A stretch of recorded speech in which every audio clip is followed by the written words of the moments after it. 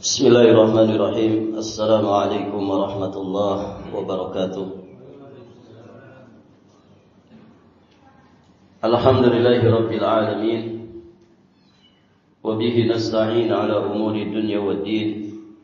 Wassalatu wassalamu ala asyrafil anbiya'i wa imamil mursalin, nabiyyina Muhammadin alaihi afdhalus salati wa atammu taslim. وعلى آله وأصحابه أجمعين وسلم تسليما مزيدا إلى يوم الدين ثم أما بعد اللهم إنا نسألك علما نافعا ونعوذ بك من علم لا ينفع. Para hadirin, ikhwati fiddin wa akhwat fillah, rahimani wa rahimakumullah. Alhamdulillah, pada kesempatan ini insyaallah ta'ala kita akan melanjutkan pelajaran kita masih di pembahasan hakadza kana as-salihun. Pembahasan berikutnya qala al-muallif hafizahullah taala da'bus salihin fi jami'il ahwal. Kebiasaan orang-orang saleh di semua keadaan. Di dalam pembahasan ini ada beberapa poin yang disampaikan oleh penulis yang semuanya menjadi kebiasaan orang-orang saleh di semua keadaan. Baik, para jamaah yang dirahmati Allah, kalau dikatakan semua keadaan, berarti keadaan yang dilalui manusia dalam hidup dan kehidupannya. Imam Ibn Qayyim Al-Jauziyah alaihi rahmatullah, beliau pernah menyampaikan bahwa manusia keadaan mereka yataqallab, berbolak-balik di salah satu dari tiga keadaan. Ada kalanya manusia itu mendapatkan kesenangan dan kelapangan. Kemudian ada kalanya manusia mendapatkan kesusahan atau kesempitan. Dan yang ketiga, terkadang manusia itu terjatuh ke dalam perbuatan salah dan dosa. Wala yanfaku minha abadan. Kata Imam Ibn Qayyim, manusia tidak bisa lepas dari tiga keadaan ini. Kadang mendapatkan sesuatu yang serba enak dalam hidupnya, kadang juga mendapatkan segala sesuatu yang serba tidak enak dalam hidupnya, terkadang dia juga terjatuh ke dalam kesalahan dan dosa. Baik, para jamaah. Nah, disinilah kemudian penulis hafizahullah ta'ala menjelaskan kepada kita bagaimana kebiasaan orang-orang saleh itu di semua keadaan. Beliau nukilkan apa yang disampaikan oleh Syekhul Islam Ibn Taimiyah alaihi rahmatullah. Yang pertama, para jamaah, kebiasaan orang-orang soleh dalam semua keadaannya al-iltija'u ilallahi wa dawamut tadarru'. Mereka senantiasa iltija', ya iltija' itu berlindung kepada Allah Azza wa Jalla. Mereka selalu memohon kepada Allah Subhanahu wa taala dengan merendahkan diri kepadanya. Baik, para jamaah yang dirahmati Allah. Ini keadaan mereka. Mereka senantiasa berlindung, meminta dan terus meminta kepada Allah dengan tadarru', ya dengan merendahkan diri mereka di hadapan Allah. Dan perlindungan itu adalah perkara yang sangat dibutuhkan oleh manusia. Manusia dalam hidupnya pasti membutuhkan perlindungan. Dan tidak ada perlindungan yang hakiki kecuali perlindungan dari pencipta kita, Allah Azza wa Jalla. Maka dari semenjak manusia itu direncanakan, kita sudah dibimbing ya oleh Allah dan Rasulnya bagaimana berlindung kepada Allah. Yang dimaksud adalah saat kemudian kedua orang tua atau dua sosok pasangan suami istri saat mereka melangsungkan pernikahan, tentu ada harapan dari pernikahan itu ingin mendapatkan anak keturunan. Nah, saat merencanakannya itu sudah dimulai dengan perlindungan kepada Allah Azza wa Jalla. Saat pengantin baru misalkan, ya, menjalani malam pertamanya, maka ada adab-adab yang diajarkan di dalam Islam. Salah satu di antaranya adalah doa sebelum berhubungan badan, yang sejatinya itu memohon perlindungan kepada Allah. Ya, doanya apa? Pada hafal nggak ini? Pengantin barunya sudah lama gitu. Tapi kan tiap saat dipakai gitu. Doanya apa? Bismillah. Allahumma jannibna syaitan wa jannibis syaitana ma razaqtana. Dengan menyebut nama Allah, ya Allah, jauhkanlah kami dari syaitan dan jauhkan syaitan dari apa yang akan Kau rezekikan kepada kami, yakni anak keturunan. Kita melakukan aktivitas itu memohon perlindungan kepada Allah untuk diri kita berdua, antara suami dan istri kita. Kemudian juga memintakan perlindungan kepada Allah dari kejahatan syaitan apabila nanti Allah merezekikan kepada kita anak keturunan dengan wasilah hubungan badan itu. Jadi Masya Allah, semenjak manusia itu direncanakan ingin memiliki anak keturunan, hadirin jamaah yang dirahmati Allah, sudah dimohonkan perlindungan kepada Allah Azza wa Jalla. Pun demikian, saat kemudian Allah menganugerahkannya, ya, ibu hamil, di antara adab yang mesti dikerjakan oleh ibu hamil yang sedang mengandung di rahimnya anak keturunannya, calon bakal anak keturunannya, maka dia harus selalu dekat kepada Allah, memohon perlindungan kepada Allah Subhanahu wa taala untuk dirinya, untuk suaminya, dan juga untuk anak yang sedang dikandungnya. Saat nanti brol ke alam dunia, lahir, hadirin jamaah yang dirahmati Allah, yang pertama dilakukan oleh kedua orang tua juga begitu, memintakan perlindungan kepada Allah untuk anaknya yang baru lahir ini. Abu Musa al-Asy'ari ketika bayinya baru saja lahir, saking gembiranya beliau bawa kepada Nabi. Kemudian didoakan oleh Nabi dengan doa keberkahan. Kemudian diberi nama oleh Nabi sallallahu alaihi wasallam dan ditahnik oleh Nabi sallallahu alaihi wasallam. Nabi juga mengajari satu doa perlindungan untuk anak kita, anak yang baru lahir atau anak yang masih kecil, yang belum bisa kemudian mengucapkan doa dengan sendirinya. Maka orang tuanya lah yang aktif mendoakan anaknya dan memohonkan perlindungan kepada Allah untuk anaknya. Kita diajari doa, u'idzuka bikalimatillahi tammah min kulli syaitanin wa hammah wa min kulli ainin lamah. Gitu ya. Aku mohonkan perlindungan untukmu wahai anakku. Kalau anaknya laki-laki, u'idzuka. Kalau anaknya perempuan, u'idzuki. Bikalimatillahi tammah, dengan kalimat-kalimat Allah yang maha sempurna. Min kulli syaitanin, ya, dari segala kejahatan syaitan, ya. Wa min kulli ainin, min kulli syaitanin. A'udzuka bikalimatillahi tammah min kulli syaitanin lama wa min kulli ainin lama.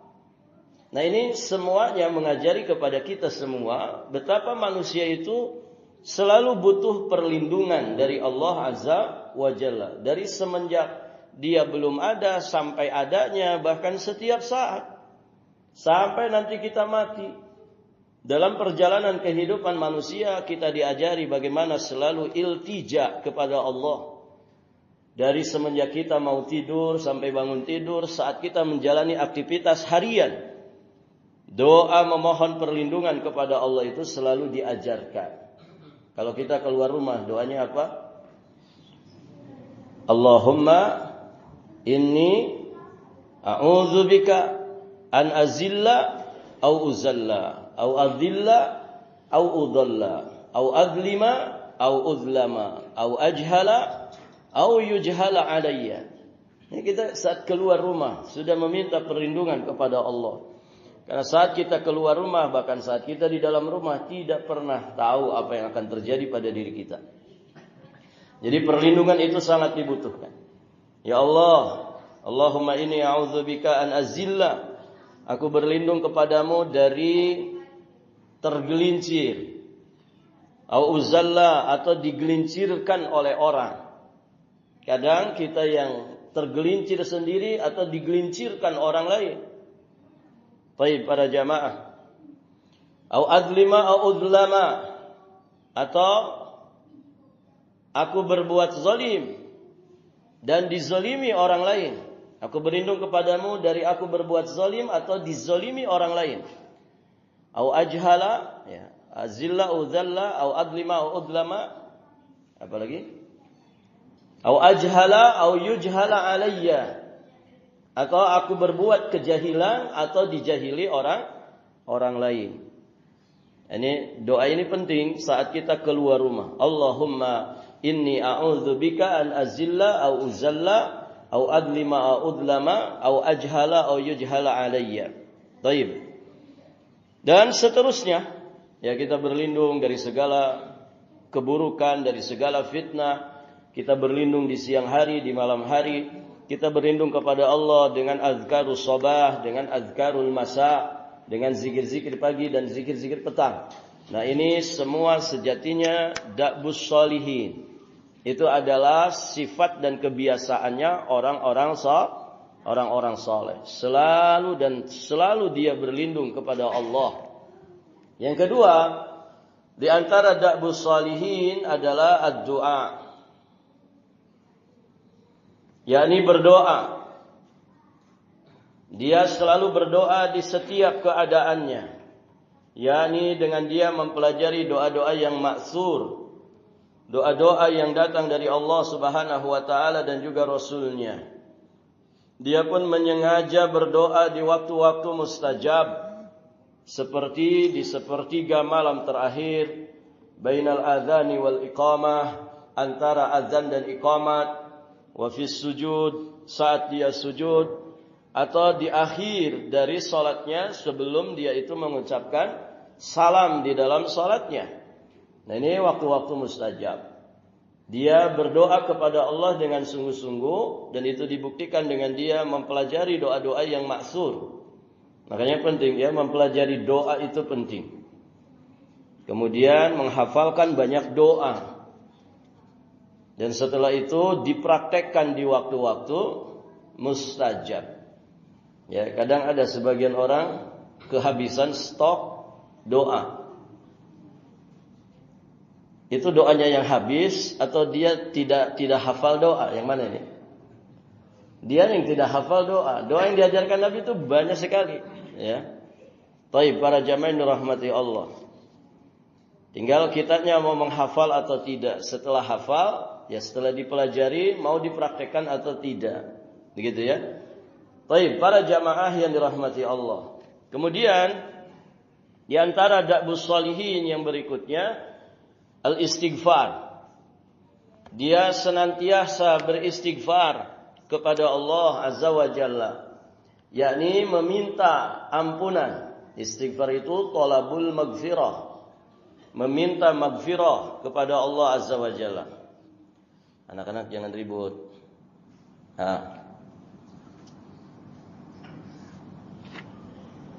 Beristighfar kepada Allah Azza wa Jalla. Sebab siapa yang beristighfar dan bertaubat kepada Allah, pasti dia akan memberinya nikmat yang baik hingga waktu yang telah ditentukan. Ya, manusia sangat berhajat kepada yang namanya istighfar. Kenapa? Karena manusia itu bukan malaikat yang tanpa cacat, tanpa salah, tanpa dosa. Manusia itu ada di dalam dirinya potensi kebaikan, ada juga di dalam dirinya potensi keburukan. Dia punya hawa nafsu. Dia makhluk mukallaf yang tentu tidak akan dibiarkan oleh iblis dan bala tentaranya terus-menerus ada di dalam kebaikan. Artinya pasti digoda, didatangi oleh syaitan supaya manusia menyimpang dari jalan Allah yang lurus. Maka hadirin jamaah dirahmati Allah, kalau bukan karena perlindungan dari Allah, kalau bukan karena kesungguhan kita di dalam berdoa kepada Allah dan istighfar kita di setiap keadaan kita, maka hadirin jamaah dirahmati Allah, berat bagi kita untuk bisa selamat. Maka istighfar ini dibutuhkan. Istighfar itu tidak hanya dari dosa, bahkan kita juga istighfar dari segala kekurangan yang ada di dalam ibadah kita kepada Allah Subhanahu wa taala. Mungkin salat kita kurang khusyuk, maka Nabi mengajari kita selesai salat istighfar tiga kali. Karena Nabi sallallahu alaihi wasallam idan sarafa min salatihi istaghfara thalathan. Nabi itu kalau selesai dari salatnya beliau beristighfar 3 kali. Itu fungsinya itu. Dan tentu semakin tinggi kualitas iman seseorang, semakin kuat sinyal dia di dalam mendeteksi segala kesalahan.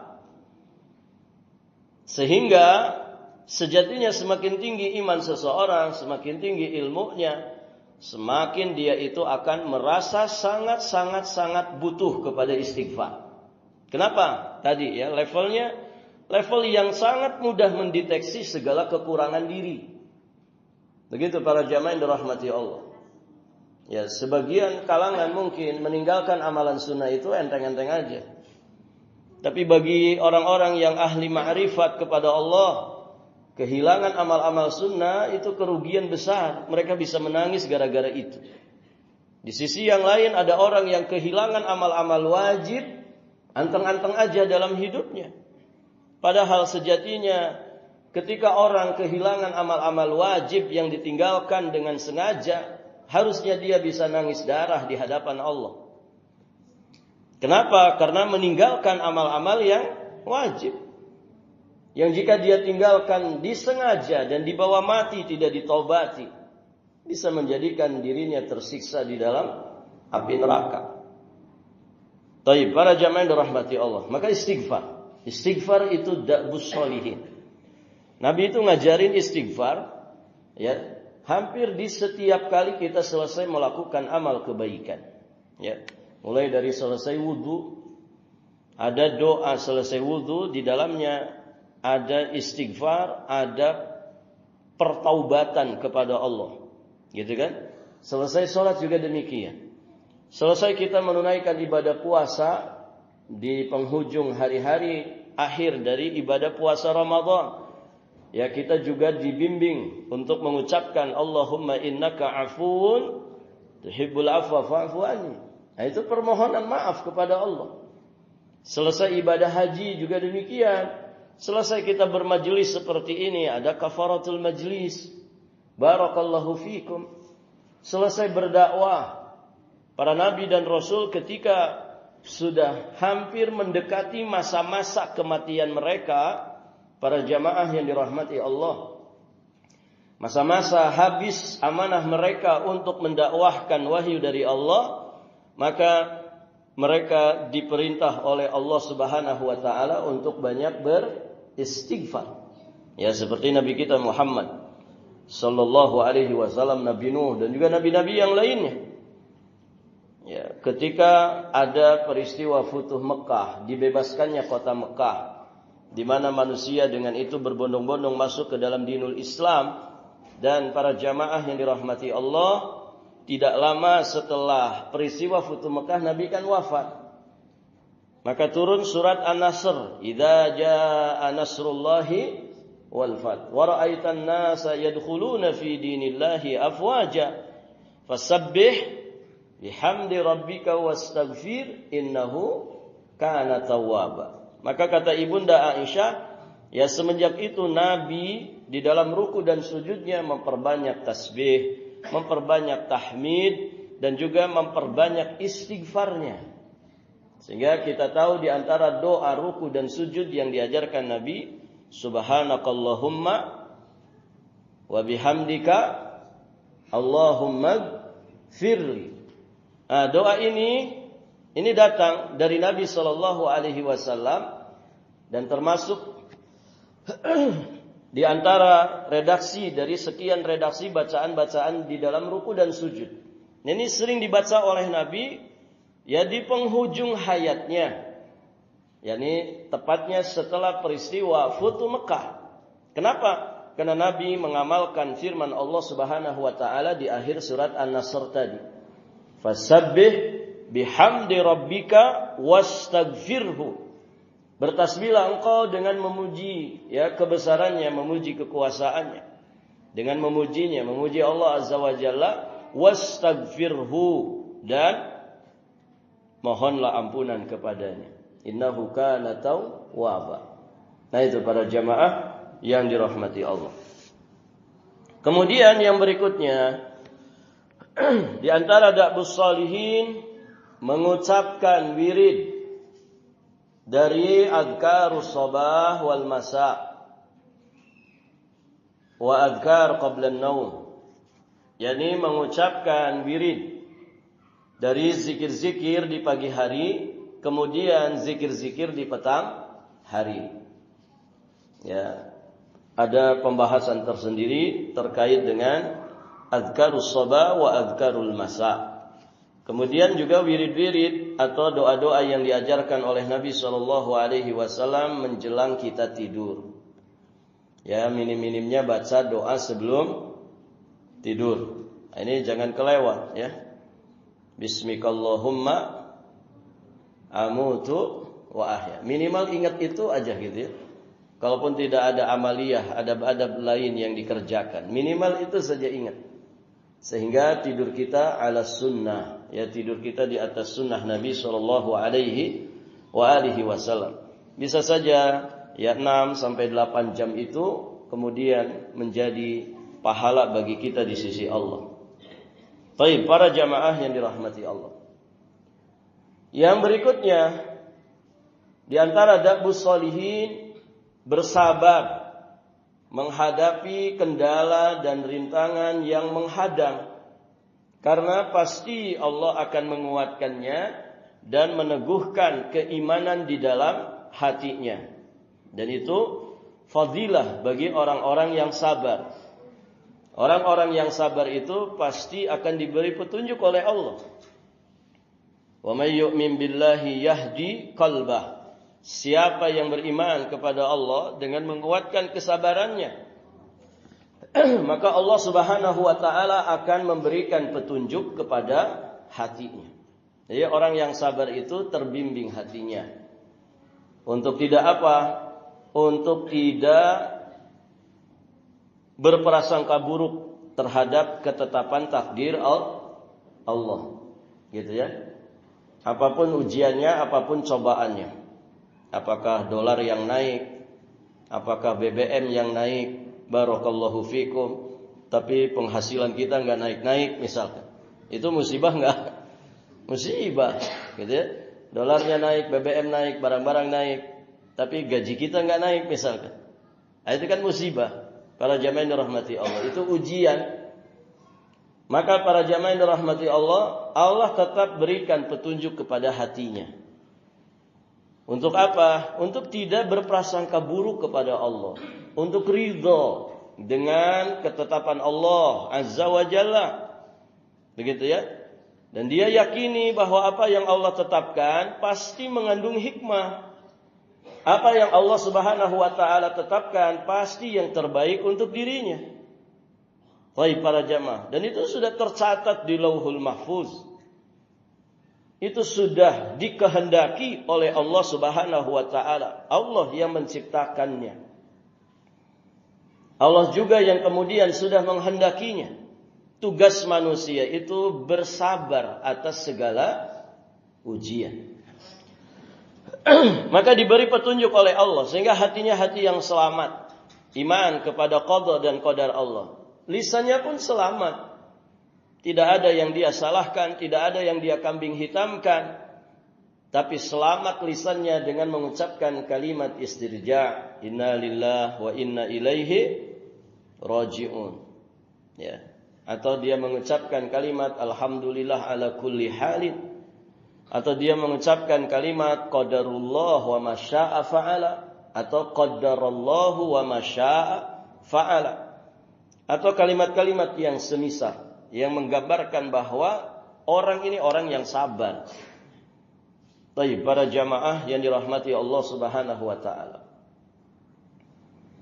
Kemudian juga selamat anggota badannya, selamat sikap tingkah laku perbuatannya, sehingga tetap dia tegak lurus saat ditimpa ujian dan cobaan, tegak lurus di atas ketaatan kepada Allah Azza wa Jalla. Allah kasih rezeki dia, dimudahkan untuk dia bersabar menghadapi segala ujian. Dan para jamaah, ya pada dasarnya kan kita itu dulu juga nggak punya apa-apa, gitu ya. Kalau ada yang kemudian katanya itu milik kita, kemudian terkurangi gara-gara musibah, cobaan, ujian yang kita hadapi dalam hidup ini, ya berarti kan masih ada. Rezekinya masih ada, nikmat Allahnya masih ada, gitu ya. Bahkan kalaupun diambil semua, nggak ada yang rugi bagi kita. Kalau kita misalkan memiliki sesuatu dalam hidup ini, kemudian sesuatu ini hilang semuanya dari diri kita, ya tidak ada masalah. Wong dulu juga kita tidak punya apa-apa. Hadirin jamaah yang dirahmati Allah. Ajal, rezeki itu sesuatu yang sudah pasti. Maka merisaukan sesuatu yang sudah pasti, ini kebodohan besar, kebodohan mendalam. Dan ternyata rezeki itu yang kemudian menjadikan manusia resah gelisah setiap harinya. Tidak bisa menikmati kehidupannya, tidak bisa dia menikmati kehidupan beragamanya. Ya. Artinya tidak usah bicara nerakanya, di dunianya saja mereka sudah resah gelisah jauh dari kebahagiaan. Taib, para jamaah yang dirahmati Allah. Maka bersyukurlah orang-orang yang bersabar. Wa basyiris sabirin alladzina idza asabathum musibah qalu inna lillahi wa inna ilaihi raji'un. Berikanlah kabar gembira kepada orang-orang yang sabar, yakni orang-orang yang ketika ditimpa musibah mereka mengucapkan inna lillahi wa inna ilaihi raji'un. Ulaika alaihim salawatum min rabbihim wa rahmah wa ulaika humul muhtadun. Mereka itulah, yakni orang-orang yang bersabar, yang beristirja itulah orang-orang yang akan mendapatkan salawat dari Allah, ya dari Rabb mereka. Mereka juga mendapatkan rahmat, juga sekaligus mendapatkan petunjuk dari Allah. Jadi sabar. Sabar walaupun pahit, ya. Walaupun pahit. Ya, sabar itu kan murrun fi madzaqatihi. Sabar itu pahit. Ya, kalau ngagugu nafsu melihat fenomena yang ada, yang kita saksikan bersama, yang kita dengar bersama saat ini, siapa sih yang tidak sesek dadanya, begitu kan? Kalau mau ngagugu nafsu, tapi kan kita rugi sendiri nanti. Ya. Taib para jamaah, mau nyalahkan siapa, gitu kan? Mau nyalahkan siapa? Mending fokus kepada diri sendiri, menikmati apa yang sudah Allah berikan, gitu ya. Karena apa yang sudah Allah berikan juga belum tentu semuanya sudah kita syukuri, gitu ya. Maka hadirin jamaah yang dirahmati Allah, tidak ada kunci kecuali kesabaran. Tidak ada solusi kecuali kita sabar. Sabar menghadapi segala keadaan, dan tentu target hidup kita bukan dunia. Ya, target yang kita ingin raih adalah bagaimana kita selamat bahagia di kehidupan akhirat. Dan Masya Allah, pahala sabar itu tanpa batasan hitungan, gitu ya. Tanpa batasan hitungan. Dan orang-orang yang bersabar finishnya pasti di surga Allah Subhanahu wa ta'ala. Baik para jamaah. Kemudian poin berikutnya, di antara da'bus salihin, berusaha keras menyempurnakan ibadah-ibadah wajib seperti salat 5 waktu, baik secara zahir maupun batin. Karena salat itu adalah imaduddin, Salat itu adalah tiangnya agama. Itu kebiasaan orang soleh. Mereka sangat-sangat perhatian, sangat-sangat fokus perhatian mereka kepada amal-amal yang wajib dengan tidak meremehkan amal-amal sunnah. Nah, itu orang yang saleh, begitu keadaannya. Adapun orang yang magrur, orang-orang yang tertipu, mereka yang fokus kepada amal-amal sunnah, namun mereka melalaikan amal-amal yang wajib. Baik, para jamaah yang dirahmati Allah. Orang seperti itu magrur, kata para ulama. Orang-orang yang tertipu. Karena orang yang saleh dengan kesolehan yang sesungguhnya, mereka akan memfokuskan diri mereka menyempurnakan amal-amal yang wajib. Baru kemudian sisanya mereka semangat di dalam melakukan amal-amal sunnah. Kemudian poin berikutnya di antara da'bus shalihin, mereka orang-orang yang membiasakan diri mengucapkan la haula wala quwata illa billahil aliyyil azim.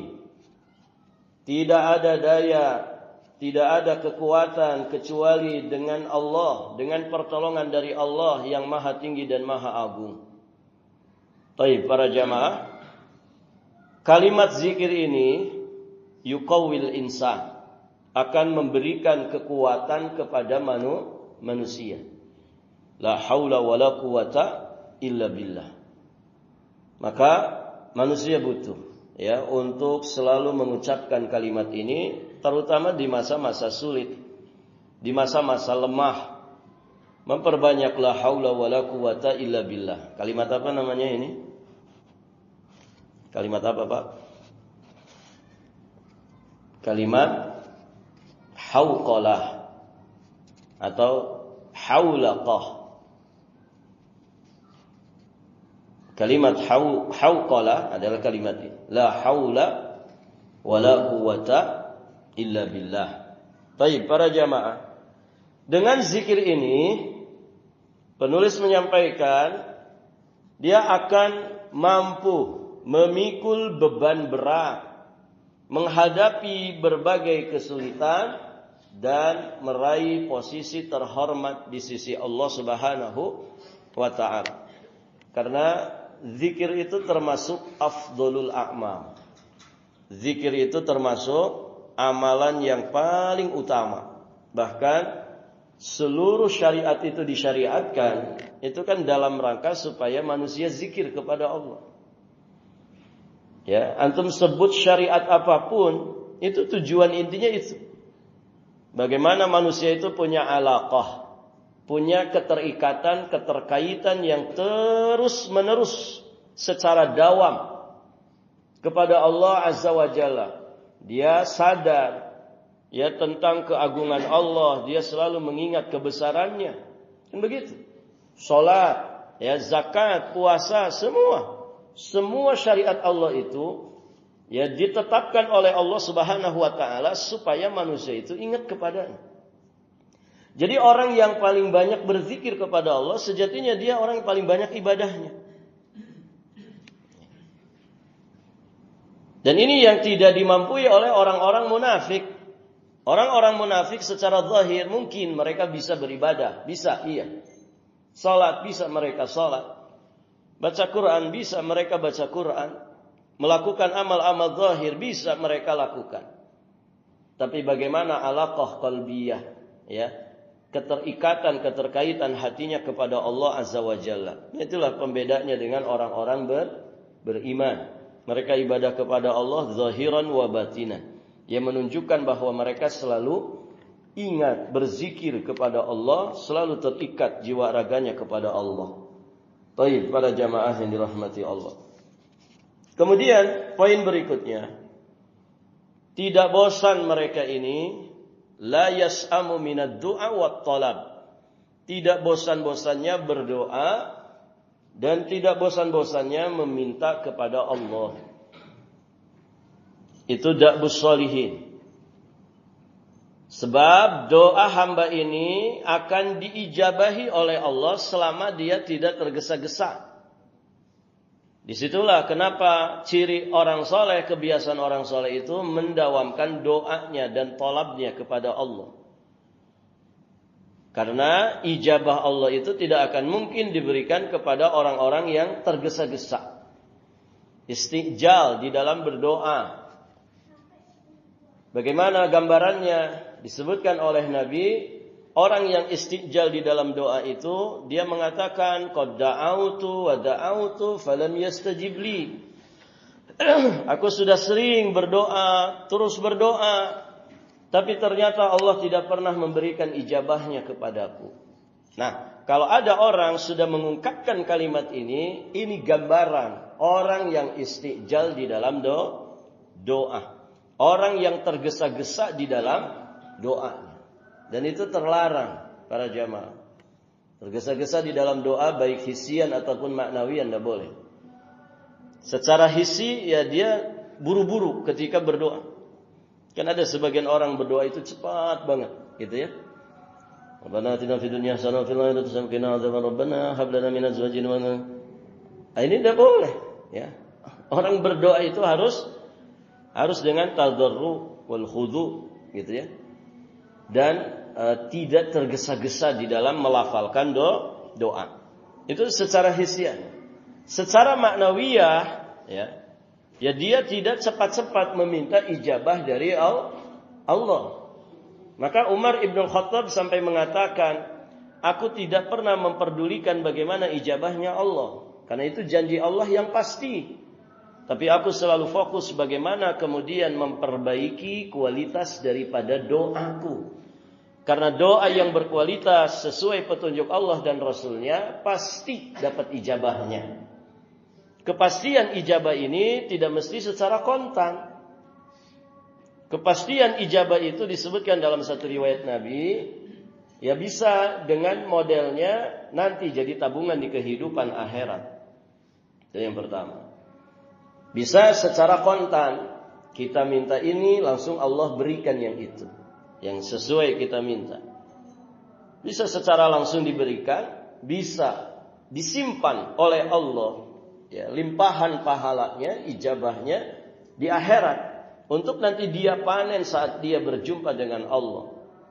Atau yang ketiga, dia dipalingkan dari segala keburukan yang sesuai dengan kualitas doanya.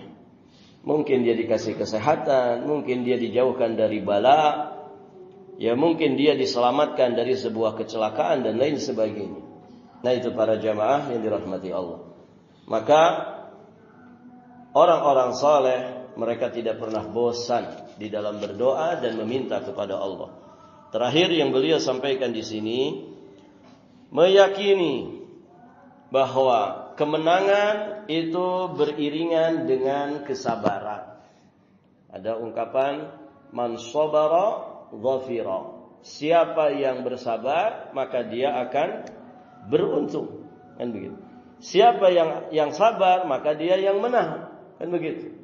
Maka kemenangan ini seiring dengan kesabaran. Kemudian kelapangan itu akan menyusul kesulitan. Ayatnya apa? Inna ma'al usri yusra. Inna ma'a. Ayat ini terulang 2 kali ya di surat Asy-Syarah. Ya di surat Asy-Syarah. Alam nashrah laka sadrak wa wada'na anka wizrak alladhi anqadha dhahrak wa rafa'na laka dhikrak fa inna ma'al usri yusra. Inna ma'al usri yusra. 2 kali terulang ini ayat. Para jamaah yang dirahmati Allah, Anda perhatikan ayatnya. Inna ma'al usri. Sudah masuk apa? Inna ma'al usri. Sesungguhnya ma'a itu apa? Bersama. Sesungguhnya bersama kesulitan itu ada kemudahan. Jadi kemudahan itu akan menyusul kesulitan. Bahkan di dalam kesulitan itu sudah ada kemudahan. Orang kalau sedang sulit, kemudian dia dimudahkan oleh Allah bersabar, itu rezeki dari Allah. Wa rizqullah qad yakunu bi taysiri sabri indal bala. Begitu kata Imam Ibnul Jauzi. Rezeki Allah itu terkadang berupa kemudahan kita untuk bersabar saat ditimpa bala. Jadi di dalam kesulitan itu sejatinya sudah ada kemudahan. Kenapa? Karena Islam mengajari kita kalau kita sedang sulit, sikapi dan hadapi dengan kesabaran. Karena kesabaran itu akan menghilangkan rasa pahit dari kesusahan itu. Sehingga berubah kesusahan itu jadi sesuatu yang manis. Atau setidak-tidaknya kesabaran kita saat kita mendapati kesulitan mengurangi rasa pahitnya. Mengurangi rasa pahit. Dan itu kemudahan. Jadinya musibah besar itu terasa enteng. Musibah besar itu terasa mudah bagi dirinya. Ditambah lagi kata para ulama, di dalam dua ayat ini al-usri itu datang dengan alif lam. Alif lam itu tanda ma'rifat. Kalau kita belajar bahasa Arab itu ada kalimat ma'rifat. Kalimat ma'rifat itu barakallahu fikum biasanya ditandai dengan alif lam. Nah, kalau ada dua kata ma'rifat disebutkan dua kali, maka yang kedua itu sama dengan yang pertama. Kesulitan disebutkan dua kali, dua-duanya pakai alif lam, berarti kalimat ma'rifat. Maka kesulitan yang kedua itu sama dengan kesulitan yang pertama. Dengan kata lain, seolah-olah Allah itu menyebutkan satu kesulitan. Karena kesulitan kedua itu sama dengan kesulitan pertama. Tapi ketika Allah menyebutkan yusran, kemudahan, Allah ungkapkan dengan kalimat nakirah. Kalimat nakirah para jamaah yang dirahmati Allah, ya, itu kalimat yang sifatnya umum. Kalau disebutkan dua kali, ya, maka yang pertama itu berbeda dengan yang kedua berbeda dengan yang pertama. Kalau makrifat itu tertentu, cirinya makrifat itu tertentu. Kalau saya bilang al-qalamu pakai alif lam, al-qalamu berarti sudah tertuju ini. Pulpen itu atau pulpen ini. Tapi kalau disebutkan tanpa alif lam, qalamun, ini sifatnya umum. Pulpen yang mana saja. Maka hadirin jamaah dirahmati Allah, dari sini kita memahami bahwa Allah menyebutkan satu kesulitan dan menyebutkan dua kemudahan. Sehingga dijelaskan, ya, bahwa satu kesulitan lan yaglib yusrain, tidak akan pernah bisa mengalahkan dua kemudahan. Satu kesulitan tidak akan bisa mengalahkan dua kemudahan. Masya Allah, para jamaah yang dirahmati Allah. Dan ini wajib kita imani, bahwa bersamaan dengan kesulitan itu pasti ada kemudahan. Dan kemudahan itu akan menyusul kesulitan. Demikian para jamaah yang dirahmati Allah. Tentu ini bagi orang-orang yang memang mengikuti petunjuk Allah dan juga Rasulnya.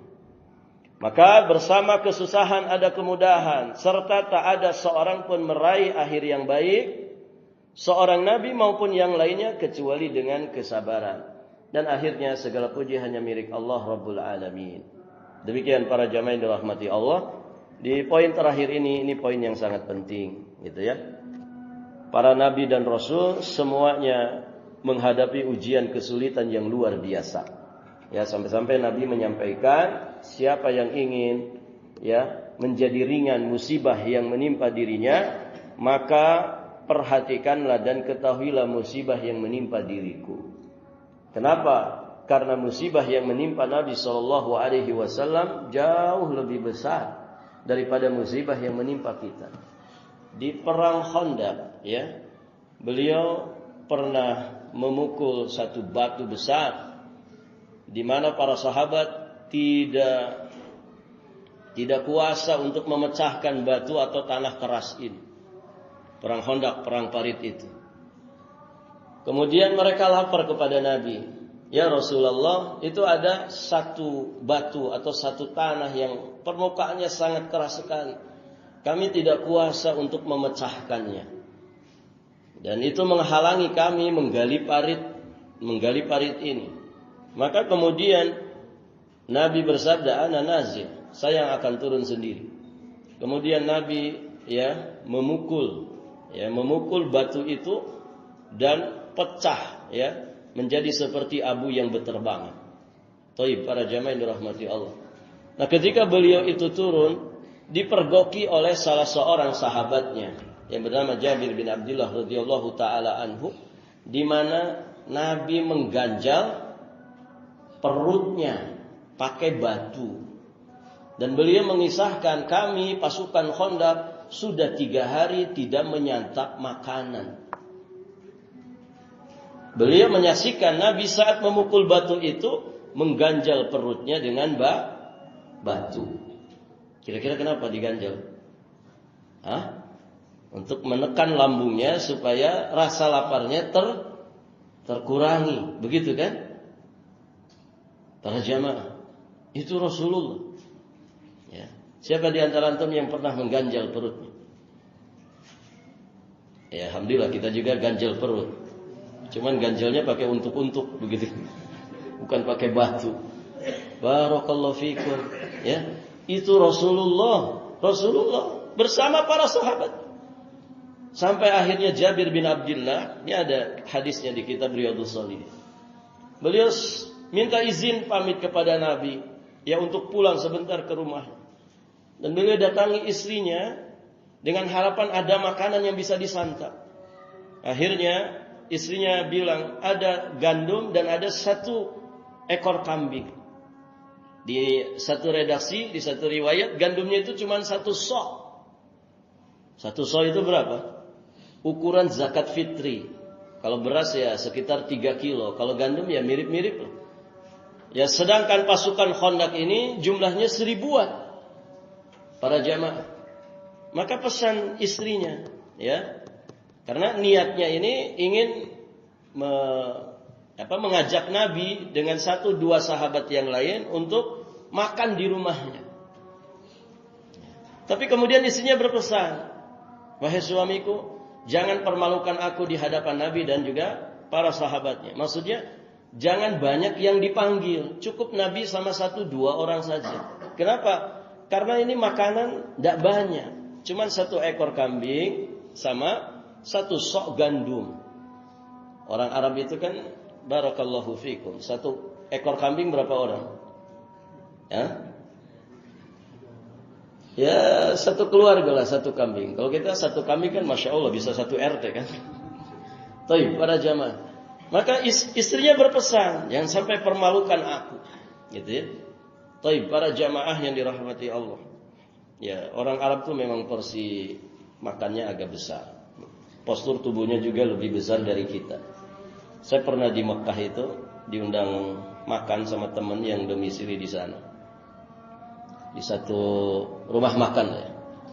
Kita beli 1 nampan, nggak gede-gede banget nampannya. Itu untuk berlima, 1 nampan berlima. Ada di samping kita orang Saudi, sama pesen nampan yang sama, tapi dia sendirian. Masya Allah. Dan lagi kita makan berlima itu kita lihat dia, makannya sendirian. Jadi, baru habis makan Pepsi, minumnya Pepsi. Taib, para jamaah. Jadi 5:1. Bayangin 1 kambing itu ya paling cukup buat 5 orang paling banyak. Makanya yang dipanggil oleh Jabir itu Nabi dan 1-2 sahabat saja. Ya. Tapi apa yang dilakukan Nabi? Beliau teriak, ya ahla Khandaq. Gitu. Wahai pasukan Khandaq, ini Jabir mau menjamu kita. Ayo kita datang ke sana. Wah, itu deg-degan Jabir sama istrinya. Kaget para jamaah. Tapi Nabi berpesan, pokoknya jangan diangkat dari tungku, gitu ya. Sampai aku datang ke sana. Nah, di situ mukjizat Nabi. Ternyata 1 sok gandum, kemudian 1 ekor kambing itu bisa mencukupi seluruh pasukan Khandaq yang dikatakan dalam riwayat itu jumlahnya 1000 orang. Dan ternyata masih ada sisa. Nabi berpesan kepada istri dari Jabir dan juga Jabir, silahkan kamu nikmati, silahkan kamu makan. Kalau masih ada sisa, bagikan ke yang lain. Orang-orang yang lapar. Setelah pasukan Khandaq semuanya kenyang dengan makanan itu. Begitu para jamaah. Tapi kan itu bermula dari kesulitan. Mukjizat tidak ujug-ujug datang begitu saja. Nabi menjalaninya dulu sulit. 3 hari tidak makan, tidak menyantap makanan, sampai mengganjal perutnya. Begitu. Coba, semiskin-miskinnya kita di sini, siapa yang sudah pernah mengganjal perut nahan lapar? Hah? Ada nggak ikhwan? Nggak ada. Saya rasa nggak ada, apalagi jamaah di sini, wong sugih semua, ya kan? Taib para jamaah. Nabi itu pernah mengganjal perutnya, dan itu bukan Jabir yang pernah mengisahkan. Beberapa sahabat yang lain pernah mengisahkan yang sama. Ya. Abu Bakar juga pernah mendapati Nabi ganjal perutnya dengan 3 batu. Beliau sama Umar cuma 1 atau 2 batu. Nabi 3. Berarti mana yang paling lapar itu? Yang ganjalnya 3 atau ganjalnya 1 atau 2? Yang ganjalnya 3. Gitu para jamaah. Barakallahu fiikum. Maka siapa yang ingin merasa ringan musibahnya, ingatlah dan ketahuilah musibah yang menimpa dirimu. Demikian barakallahu fiikum, akhiru da'wana alhamdulillahirabbil alamin. Subhanakallahumma bihamdika asyhadu an la ilaha illa anta astaghfiruka wa atubu ilaik. Wassalamu alaikum warahmatullahi wabarakatuh.